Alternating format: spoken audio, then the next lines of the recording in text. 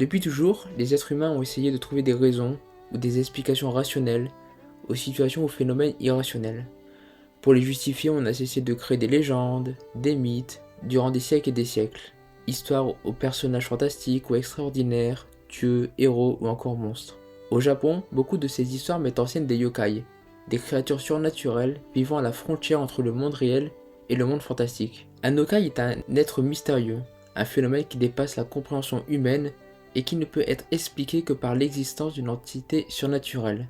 Ils font partie de la tradition et de la culture du Japon, sont particulièrement ancrés dans les petites villes et les petits villages où leurs histoires sont transmises de génération en génération.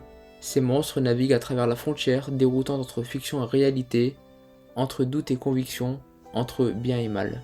Le dictionnaire Kojien, l'un des dictionnaires les plus renommés du Japon, donne la définition suivante des yokai. Un phénomène ou un objet étrange ne pouvant être élucidé par la connaissance humaine, monstre.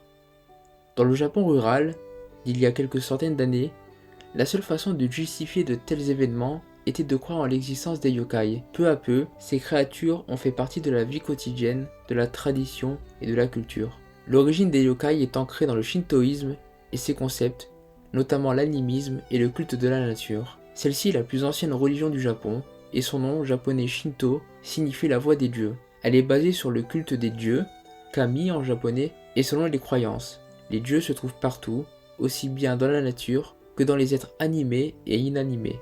Ils habitent parfois des lieux naturels, considérés comme sacrés selon le shintoïsme. Montagnes, forêts, rivières, etc., préférant éviter tout contact avec les humains et vivre isolés. Au Japon, de nombreuses légendes parlent de parades de yokai dans les rues des villes, appelée la parade nocturne des 100 démons. Cet événement a généralement lieu pendant les chaudes nuits d'été et pendant la saison de l'Obon, une période de l'année où les esprits rendent visite au monde des vivants. Selon la légende, les humains étaient autrefois trompés par les yokai qui les incitaient à sortir dans les rues de ces nuits-là.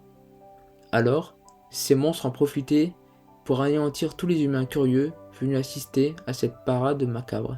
Selon le Shugaisho, une ancienne encyclopédie japonaise, les Onmyoji, qui sont des praticiens ésotériques et devins, pouvaient prédire les jours où ces événements surnaturels se produisent à l'aide de l'astrologie chinoise. Et le seul moyen de rester en sécurité durant les nuits de la parade était de rester enfermé chez soi. Dorénavant, nous allons voir les yokai les plus célèbres du Japon.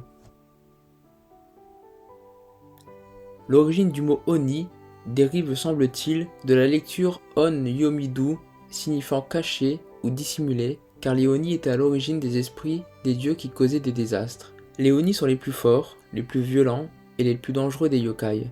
Leur apparence est similaire à celle d'un ogre ou d'un démon, leur corps est souvent rouge, parfois bleu ou vert, avec des cornes et des crocs, et portant une masse de fer. C'est l'un des plus anciens êtres surnaturels, et son origine est liée au bouddhisme.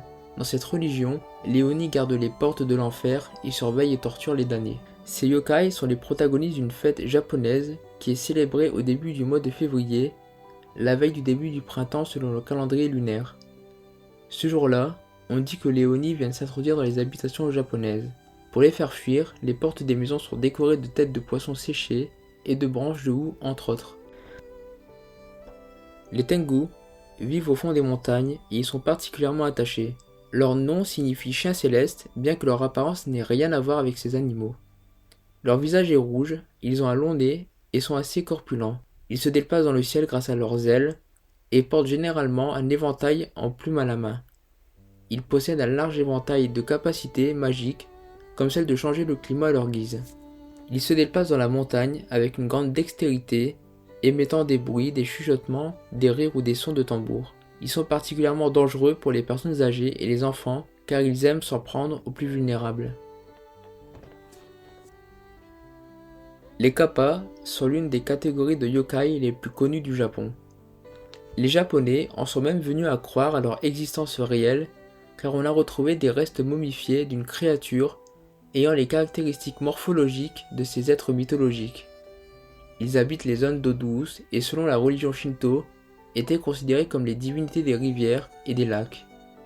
Leur apparence ressemble à celle d'un amphibien et ils sont parfois représentés avec une carapace comme celle d'une tortue. Mais leur caractéristique la plus frappante est le plat rempli d'eau sur la tête, censé être leur source de vie. Si le plat est vidé de son eau, le kappa en mourrait. Là encore, nous retrouvons ces êtres dans de nombreux animaux au Japon, ou même jeux vidéo comme nous allons le voir plus tard. Bien que les yokai soient présents dans l'art et la culture depuis des centaines d'années au Japon, ils ont connu un grand essor à l'époque d'Edo, causé par le développement de l'industrie de l'édition et des auteurs ayant fait des recherches et écrit sur ces êtres surnaturels. À Miyoshi, une ville de la préfecture de Hiroshima, se trouve le Miyoshi Mononake Museum, le premier musée consacré aux yokai. Le musée abrite une grande partie de la collection de Koichi Yumoto, l'un des grands chercheurs et collectionneurs d'art yokai. En raison de l'expansion et de l'exportation des industries japonaises du jeu vidéo, du film, de l'anime et du manga, la culture des yokai a commencé à se répandre dans le monde entier au cours des dernières décennies.